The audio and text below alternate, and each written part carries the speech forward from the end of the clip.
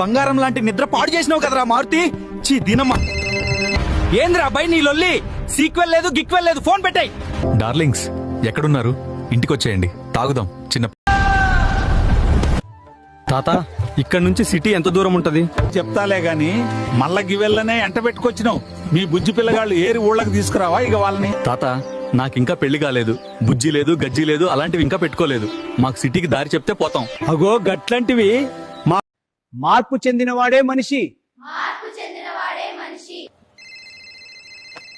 రే జఫా రాజా, jungle రాజా, Petra phone, మైదా పిండి.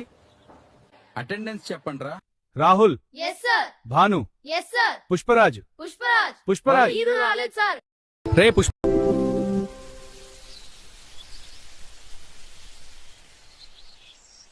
ఆహా ఆహా, ఈ గాలి, ఈ పొలాలు, ఈ వాసన, ఈ చల్లదనం ఎన్ని కోట్లు ఇచ్చినా దొరకవు భయ్యా. ఓహో, అంత హాయిగా ఉందా భయ్యా? ఓ విల్లా కట్టుకుని ఇక్కడే ఉండిపోదామా మరి? అరే జటాపటా రాజా, రోజు స్కూల్ కి రారా, చదువైన వస్తాది, ఇంటికాడుంటే ఏమొస్తదిరా? సరే అందరూ ఇది వినండి. పిల్లలు, రేపు జాతీయ క్రీడా దినోత్సవం సందర్భంగా ఆటల పోటీలు జరుగుతాయి. ఆసక్తి ఉన్న వాళ్ళు పేర్లివ్వండి అండ్ టీమ్స్ గా విడిపోండి. డార్లింగ్స్, స్వీటీకి నేను ఒక్క క్షణం ఈ నిర్ణయం తీసుకోకుంటే కథ వేరేలా ఉండేది.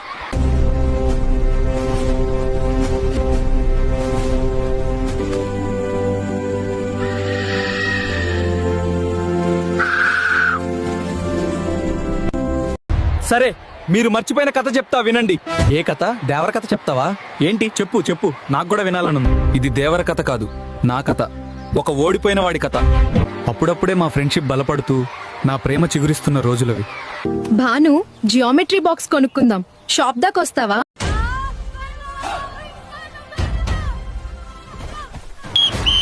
రే చిన్నపిల్లలరా, వాళ్ళు చచ్చిపోతారా. ప్రతిసారి అన్యాయం జరిగినప్పుడు దేవుడు ఏదో ఒక రూపంలో వస్తాడంటారు. ఎక్కడికి కూడా వస్తే బాగుండే. ఆగరా దున్నపోతూ, వస్తున్నా నీ కొమ్ములుంచడానికి. వచ్చాడు వచ్చాడు. నువ్వు మారతావు అనుకున్నాను.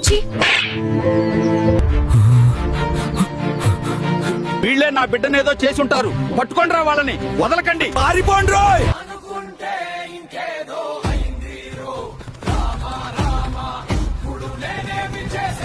డార్లింగ్, మొత్తానికి గెలిచేశాం. ఇంకేంటి, హ్యాపీనా? చాలా హ్యాపీ డార్లింగ్. ఈ రోజు యాది మమ్మల్ని చంపేస్తాడు అనుకున్నాం, కానీ నువ్వొచ్చి కాపాడావు. నీకింకో విషయం చెప్పాలా? నేను గెలవడం అంటే స్వీటీకి చాలా ఇష్టం. తన కళ్ళల్లో ఆనందం చూడాలి. స్వీటీ అంటే ఎవరు డార్లింగ్? నీ గర్ల్ ఫ్రెండ్?